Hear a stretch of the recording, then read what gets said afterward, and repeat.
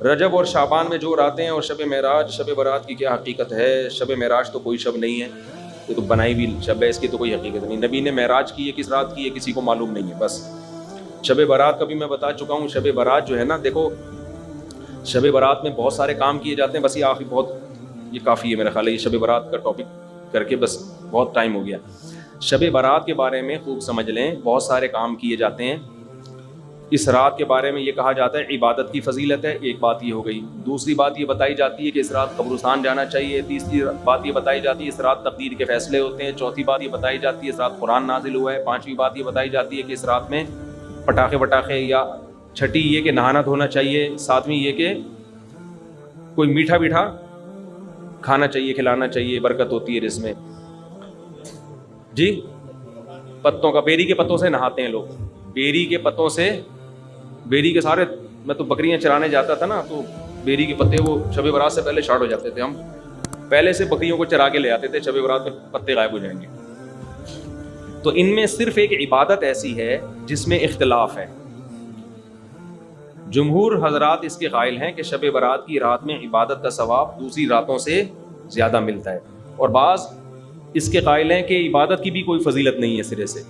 دونوں کے دلائل ہیں. میں نے اس بارے میں آڈیو بیان ایک ریکارڈ کروایا ہے، آپ گوگل پہ سرچ کر سکتے ہیں. شب برات مفتی طارق مسعود، شب برات کے دلائل، آڈیو بیان ہے.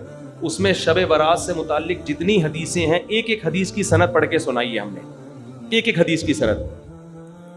تو اس میں کوئی ایک حدیث بھی صحیح نہیں ہے. ہاں یہ ضرور ہے کہ شب برات کی رات کی عبادت پہ کئی ضعیف حدیثیں ہیں، تو اس لیے محدثین کا اصول ہے کہ جب بہت ساری ضعیف حدیثیں جمع ہوتی ہیں تو درجہ حسن تک پہنچ جاتی. اس لیے جمہور اس کے قائل ہیں کہ اس رات عبادت کرنی چاہیے، دوسری راتوں سے اس رات عبادت کا ثواب زیادہ ہے. تو کرنے کا کام صرف اور صرف عبادت ہے بس. قبرستان کے بارے میں حدیث صحیح نہیں ہے. اگر فرض کر لو ہے صحیح، تو پوری زندگی نبی ایک بار قبرستان گئے ہیں اور آپ ہر سال جاتے ہو. پھر نبی اکیلے گئے ہیں چپکے سے رات کے اندھیرے میں، آپ جتھے بنا کے جاتے ہو، اور اندھیرے نہیں، وہاں لائٹنگ ہوتی ہے. تو یہ سنت تھوڑی ہے، تو خلاف سنت ہو گیا نا. پھر صحابہ میں سے کسی سے بھی ثابت نہیں ہے کہ زندگی میں اس رات میں ایک بار بھی قبرستان گئے ہوں، ایک بار بھی قبرستان گئے ہوں. تو یہ کیسی سنت ہے جس پر صحابہ نے عمل نہیں کیا؟ نہانا دھونا کسی حدیث سے ثابت نہیں ہے. حلوے مانڈے، پٹاخے کسی حدیث سے ثابت نہیں ہے.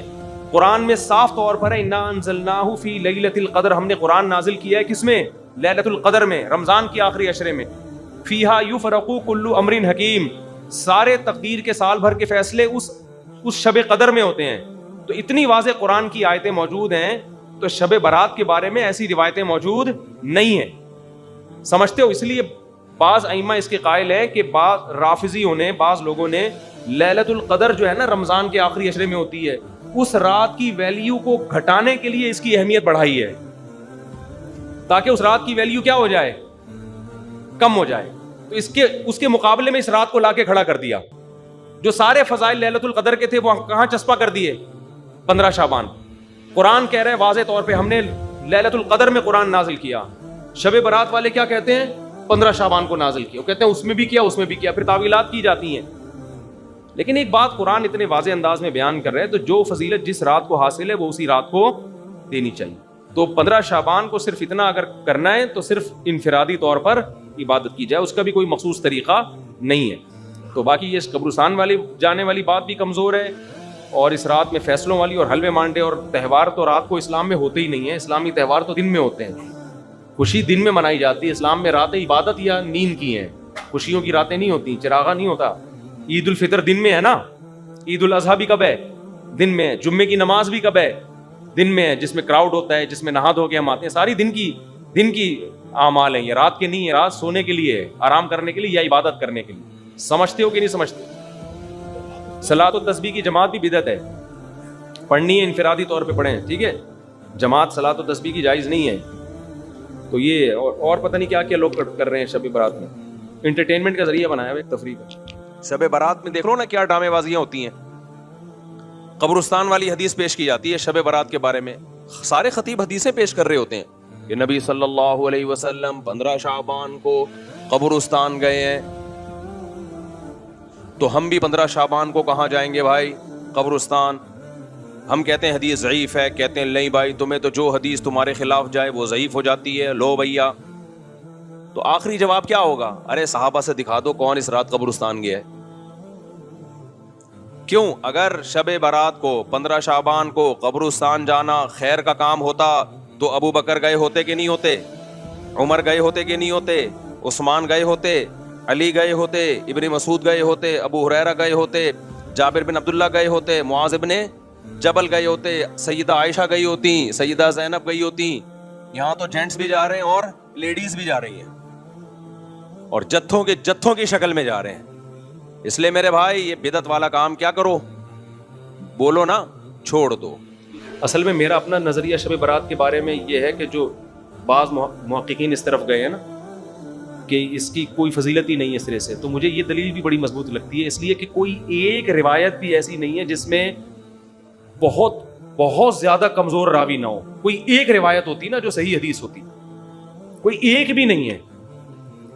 اور بہت سارے اشکالات ہیں، لیکن میں فتویٰ وہی دیتا ہوں جو جمہور کا قول ہے، تاکہ لوگوں میں اختلاف اور انتشار نہ پھیلے. تو جمہور کی رائے یہ ہے کہ اس میں عبادت کرنی چاہیے، کیونکہ روایتیں کثرت سے ہیں مگر ضعیف ہیں، مگر وہ حسن کے درجے کو، ضعیف روایتیں کثرت سے جب ہو جاتی ہیں تو حسن کے درجے کو پہنچ جاتی ہیں.